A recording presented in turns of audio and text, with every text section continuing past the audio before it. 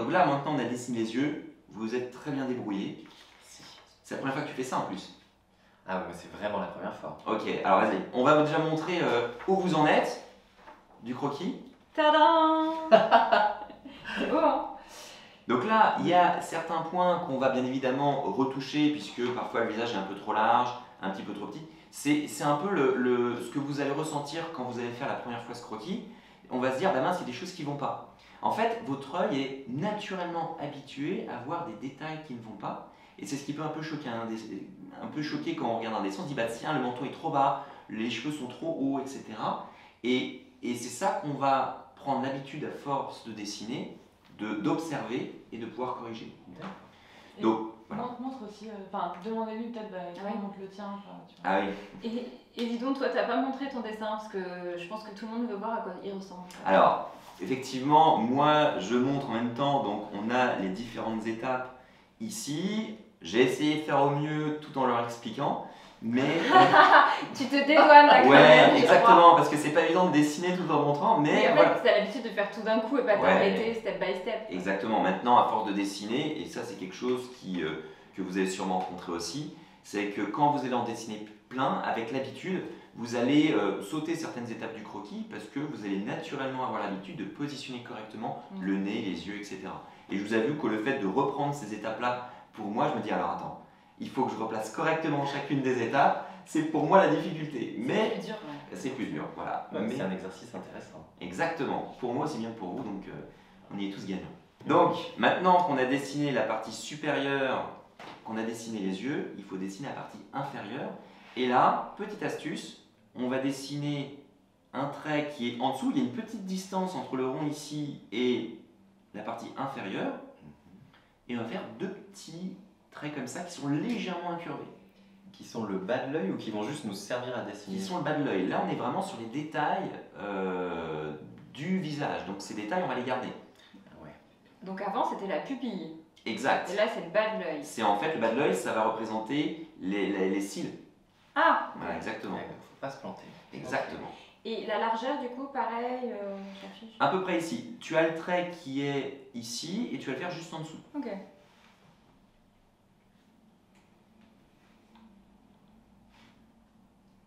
On est très studieux. Hein. C'est magnifique. C'est magnifique. Ils suivent exactement les instructions.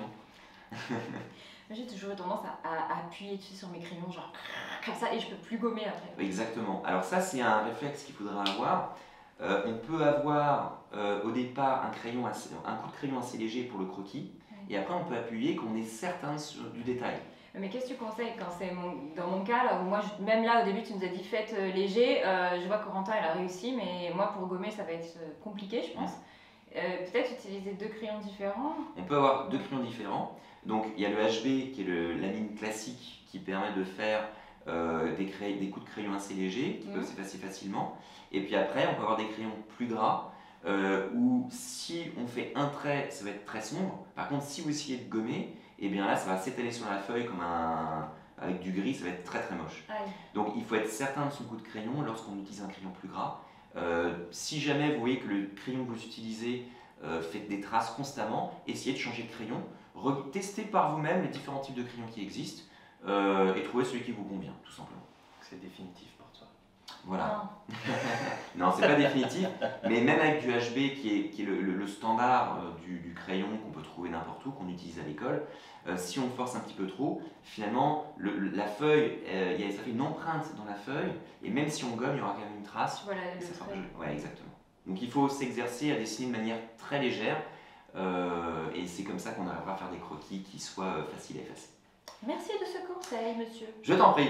Alors, du coup, nous allons continuer, puisque je vois que vous avez réussi cette étape brillamment, Oui. et je suis sûr que les personnes aussi qui nous regardent vont la réussir. Haut la main. Haut la main. D'accord? Franchement, ouais.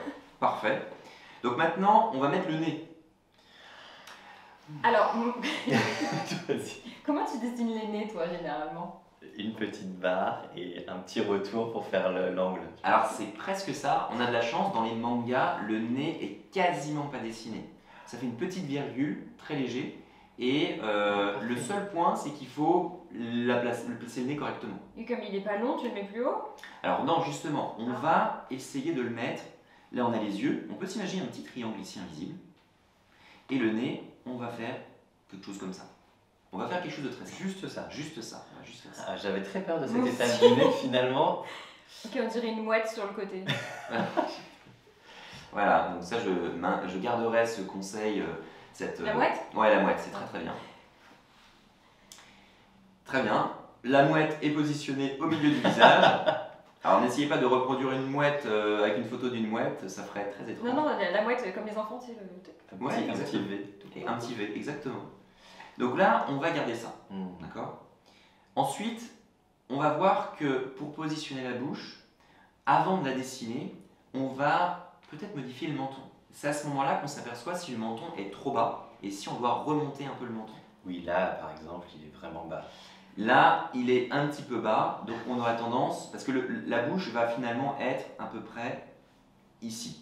Je peux faire un trait très léger ici, et je me rends compte que le menton est un petit peu trop bas. Par Donc ici. voilà, juste en dessous du nez, on dessine la bouche. D'accord. Et là, pour toi et pour toi, on va remonter le menton, on va le mettre à une distance raisonnable, à peu près ici. On dirait qu'il a une barbe. Voilà.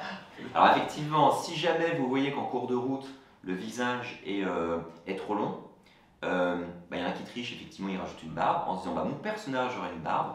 Mais si à la base c'est une fille ou alors il n'est pas censé avoir une barbe, on va être obligé de gommer, de remonter le menton et gommer. Il y a des femmes à barbe. Hein. Il y a des femmes à barbe aussi, on peut avoir des personnages, des femmes à barbe, comme on En veut. tout cas, on garde l'astuce de la barbe. Exactement. Ah, et tu reprends direct. J'ai quand même, Exactement. Ah bah oui, mais je fais trop... excusez-moi, pardon, je brûle Non. les étapes. J'ai redessiné le menton de base. Oui. C'était exactement ce qu'il fallait faire. Et en fait, quand vous allez suivre chacun de ces conseils, vous allez voir que certaines choses vont venir naturellement. Par exemple, elle a automatiquement redessiné le menton à partir du nouveau point de repère du menton. Elle a redessiné le contour du visage. C'était exactement ce qu'il fallait faire. J'ai même pas eu besoin de le dire. Elle a fait d'elle-même parce que c'était logique. Oui. Et donc, on repart à partir de là. On va Et on distribuer des bons points. Des images, comme on était quand j'étais en CP, que je faisais un truc bien, j'avais des images. Mais est-ce que c'est des images manga ou des animaux qui... Non, c'était des animaux que j'ai eu. Il vaut mieux que ce soit ces images à lui qui nous distribuent que les nôtres. Oh, ouais. Très bien. Eh bien, nous avons maintenant remonté le menton à peu près ici. D'accord? Donc, une fois qu'on est satisfait de la taille de la tête, maintenant, on va voir s'il ne faut pas un peu l'écraser. Comme on a dessiné au départ un ovale, cet ovale, si on l'a dessiné un petit peu large, la tête a tendance à être un peu gonflée. Donc, on va tailler ou l'écraser. D'accord. Donc, tu vois ici, on n'a pas la même distance jusqu'ici et jusque-là. Ah ouais, carrément, j'avais pas vu. J'ai dit qu'il n'était pas symétrique. Voilà, il n'y a pas de Maintenant que tu souci. me dis, mais tu vois, en fait, le cerveau se perd tellement avec tous les traits. Ouais. Ouais. Toi, t'as T'as la raison, vue du c'est pro. beaucoup plus large ici. Bah, disons qu'après, c'est un travail d'observation c'est et bien. c'est le bon moment pour pouvoir modifier le croquis parce qu'une fois qu'on a fait les traits finaux, bah, c'est trop tard et on se rend compte que le dessin bah, il n'est pas proportionné. Donc, si on s'en aperçoit, eh bien, on va essayer de trouver la même distance entre là et là, là et là. Et on va faire un trait ici. On va le recouper un peu ici. Ok, donc je viens vraiment recouper. Exactement. Ici, tu fais un trait. Ici. Voilà. Encore un trait. Exactement. Mais du coup, je redécale. Un petit peu. Et tu pars d'ici et tu fais un petit trait qui va vers là, vers le menton. Il faut tout refaire. Alors, quasiment pas. C'est-à-dire que là, comme on est toujours sur le croquis, qu'après ça va être gommé, C'est l'oreille. on peut toujours se permettre de faire des traits, des ratures, etc. Tant qu'on n'appuie pas avec le crayon, il faut se laisser la possibilité de gommer. D'accord? Donc on n'appuie surtout pas. C'était pour moi ce conseil. T'étais presque visé, ouais, effectivement. Une question. Et tous ces petits détails là, tous ces petits conseils, tu les donnes dans ton livre? Alors tout à fait. Dans le livre, on voit qu'il y a les dessins, donnés étape par étape. C'est-à-dire qu'on a un dessin final, mais toutes les étapes intermédiaires sont données. Donc on parle aussi un peu du matériel, on parle de différents types de dessins manga, et j'ai fait en sorte que n'importe qui puisse y arriver en essayant de détailler au maximum chacune des étapes. Et il y a à peu près combien d'étapes par dessin du coup? Alors c'est très... Aléatoire? Ouais, c'est très aléatoire puisqu'un dessin compliqué aura plus d'étapes. Qu'est-ce qu'on appelle un dessin compliqué? Ça va être un corps en entier. Imagine un chevalier qui a une armure, il a une épée, un bouclier, un casque, c'est-à-dire qu'on doit déjà dessiner l'anatomie, ensuite dessiner les éléments dans les mains, le bouclier, le casque, enfin l'épée, et après dessiner l'équipement. Ça me paraît insurmontable. Et grâce au livre, normalement, je donne suffisamment de conseils pour y arriver. Ok. Alors, maintenant, eh ben, on va continuer, puisque les conseils que je donne Oui. ici, c'est à peu près ce qu'on va devoir dans le bouquin aussi. Moi, c'était bien ou C'est très bien. j'avais pas besoin de reprendre? Non, je vois que les proportions ici sont bonnes, donc on va pas y toucher, D'accord. d'accord? Tu restes la bonne élève. C'est les filles les bonnes élèves. Donc du coup, on a donc t'as recoupé ici, très bien. On va maintenant gommer. Ah, voilà. Ah ouais, ça va bien. Là, on arrive à une étape où il y a trop de traits et il faut essayer d'enlever ceux qui sont plus utiles.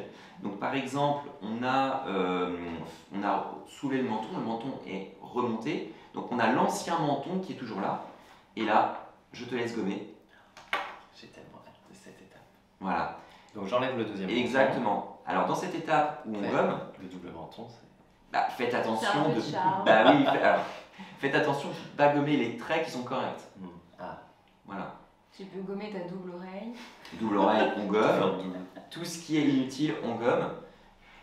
On va garder que les traits qui sont selon vous satisfaisants et qui nous serviront pour faire la dernière étape du dessin, les étapes des détails, ceux qu'on va garder et qui vont constituer la version finale de votre dessin. Donc on enlève également l'ovale à l'intérieur. Exactement, on peut enlever le croquis de l'ovale.